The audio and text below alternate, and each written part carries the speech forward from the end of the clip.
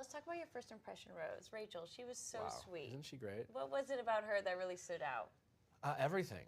She's beautiful. She's intelligent. I'm very attracted to women who are successful, and she is. But more than anything, when Rachel got out of the limo and we first started talking, it was so effortless in kind of how we communicated. I was so stressed out that night about wanting to make every woman comfortable, right? And I was a little nervous about that. So I feel like I'm a pretty good conversationalist, but at the same time, it's hard to kind of come up with new material and try to have authentic conversations. And the women are nervous though, so they, in defense to them, they're so nervous that I usually am the one asking the questions, doing the talking, and with help them. Yeah, and with Rachel, she was so calm and so natural, very easy to talk to. I could have talked with her for hours that night.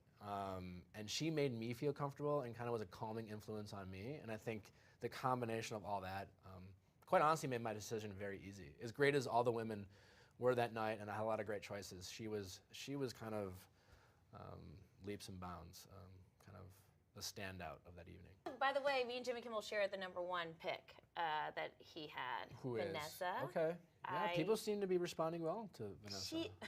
My husband was watching, goes, oh, she's going to win, for sure. Yeah? She's going to win. What do you like about Vanessa? She's very sweet. She's beautiful. She's a special eds teacher. She's smart. Takes a special person. Yes. Yeah, a lot of patience. And she just, I don't know, I just think she's going to win. Okay. I see the chemistry between you two. All right. The very little that we've seen the two of you together. I mean, that's... all you can say. I mean, it's funny. I mean, I was night one. It was such a blur to me. Yeah. It's funny hearing people's reactions. Yeah. Like, I mean, my head was a blur, but I'm glad that you guys always seem to know. Yeah, I mean, I had some great women night one. I was very excited and very encouraged about the rest of things after night one, and it's always interesting to hear other people's feedback. We saw in the preview you get slapped on the face. Does that happen only once this season? Does that happen more than once? What happened here? You'll have to watch next week, actually. Jeez. Yeah, it looked like it was pretty painful. It was. Yeah, I can say that. It hurt. It hurt, yeah. It was unexpected and painful. And you should watch next week to see why. We saw some in the previews that you're tearing up and you're crying, so it's definitely things get emotional. Of course, yeah. Even, fairly early on. I mean, I think things kick off right out of the gate. I mean, I think you saw night one, Liz showing up, I think already created some, drama, if you will. I think that theme rolls right into next week in terms of actually being able to sit down with Liz and have a real conversation with her about, our past and her showing up, as well as starting to really get to know these other women and building relationships right off the bat. And I think things get pretty intense pretty quickly.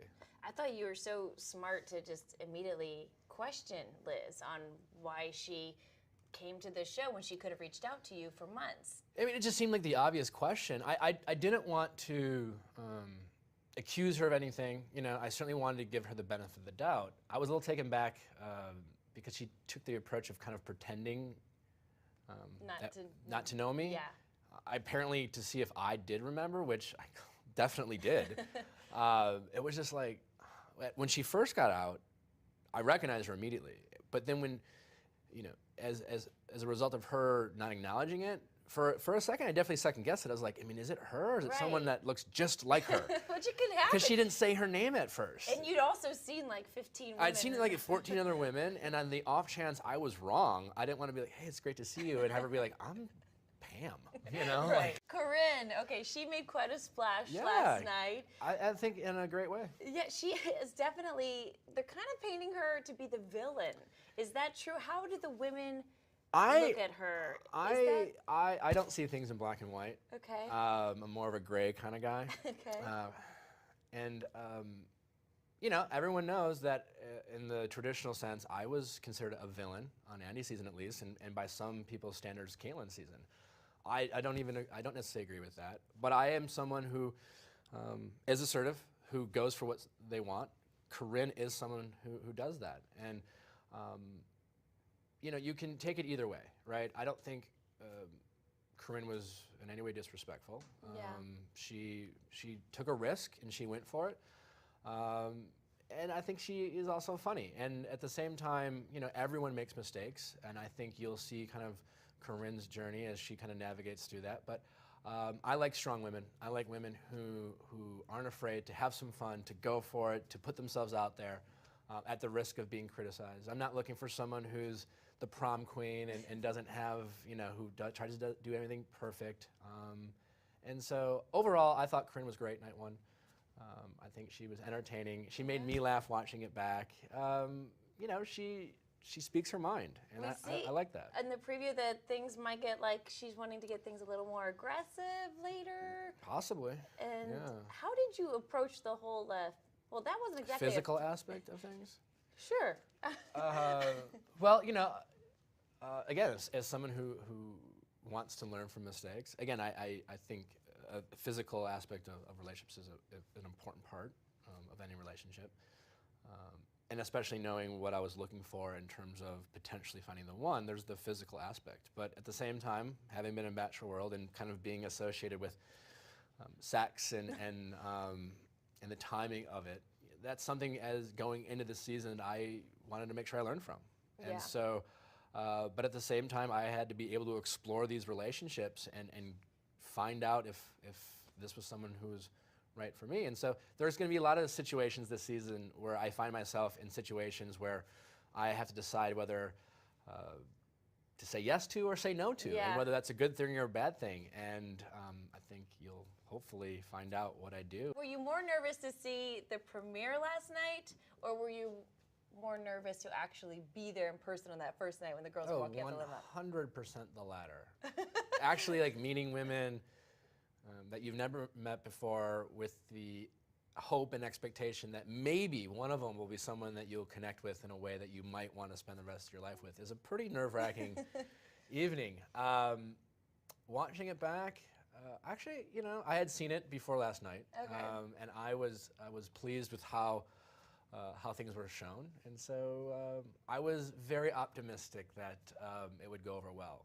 But was I right? Yes, it was great. I loved it. I thought it was really...